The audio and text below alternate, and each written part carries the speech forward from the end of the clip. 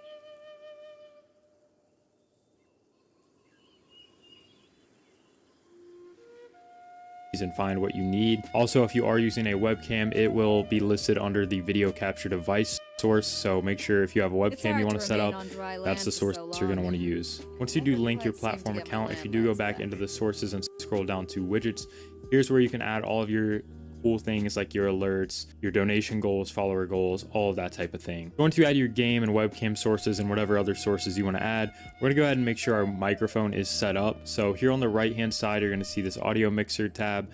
Now desktop audio is by default going to be on, so basically any sound that's coming through your computer, your speakers, or your headset is going to come through desktop audio. So this will include your game, any friends you're talking to on Discord, any videos you're watching or music you're playing in the background. It will all come through this one track.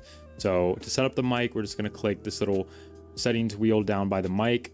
Then we're going to click properties, and then it'll bring up this menu. So here under device, I don't know what that weird number is, but we're going to find whatever your microphone is. So this might be your headset microphone or your USB mic. In my case, I have a Scarlett Solo, so I'm going to select this one, and that is my microphone. You can also test the audio here and do some other things, but those are a little more complicated, and really selecting the device is all you should really have to do here. Then you can just exit out. As you can see on the bottom right now, my microphone is picking up just fine. I do have videos on some microphone filters if you do want to increase your microphone quality on stream. I'll link that in the description as well if you want to check that video out. Before we get into the more advanced settings when it comes to streaming, you just want to run a speed test here and see what your upload speed is. The download is not as important, but you want to make sure your upload is ideally at least a 10 or higher. Ideally higher. You want more like a 20 to 30 to be really safe and have a lot of room to stream at a good quality with the settings I'm about to show you. So make sure you run a speed test and make sure you know what your upload speed is before you go into this. I'm going to put a chart up on the screen right now that is Twitch's recommended bitrate for streaming and at what resolution, because I'm going to assume you want to stream at least 1080 or 720, and to do that you're going to need at least 10 upload. As you can see, I just upgraded my internet today actually, so my upload is 19, so I have plenty of internet upload speed to stream at 1080p 60 fps, which is what I'm going to be setting up now. So to begin the setup, we're just going to come back down to the settings, open that up, and then we're going to start with video and audio. So we already kind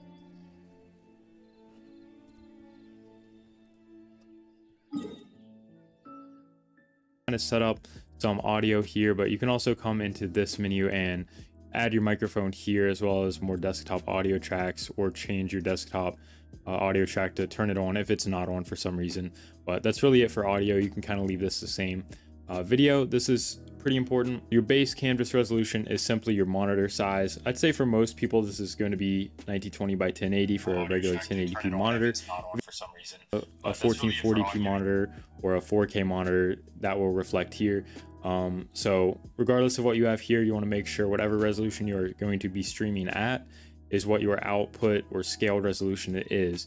So in this case, we're going to be using 1920 by 1080, but this is where you would change it to 1280 by 720 if you wanted to stream at 720p or any of these other resolutions. And you can also customize it if you want to stream at 936p or something like that. Downscale filter is not too important in my opinion. It defaults to Lanczos, it looks like, but bilinear is also fine. You can kind of leave this on whatever. Doesn't make a big difference in my opinion. When it comes to FPS, we do want to be using 60 FPS, especially if we are streaming games. It's going to look so much better, and it's kind of the standard nowadays. So if you're streaming IRL content or just your webcam, 30 FPS is okay still, but for gaming especially, make sure you're on 60. Once you have your video tab set up, we're going to go ahead and click the output tab up here on the top left and make sure you are under the advanced output mode on the top. And then we're going to be taking a look at these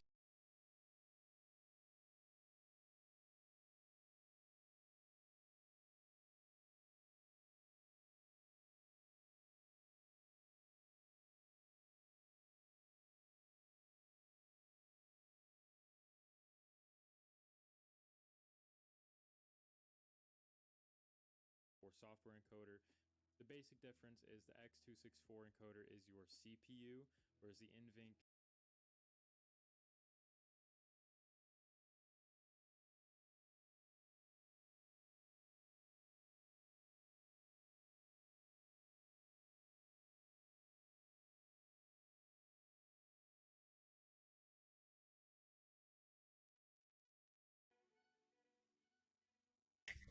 Hallo?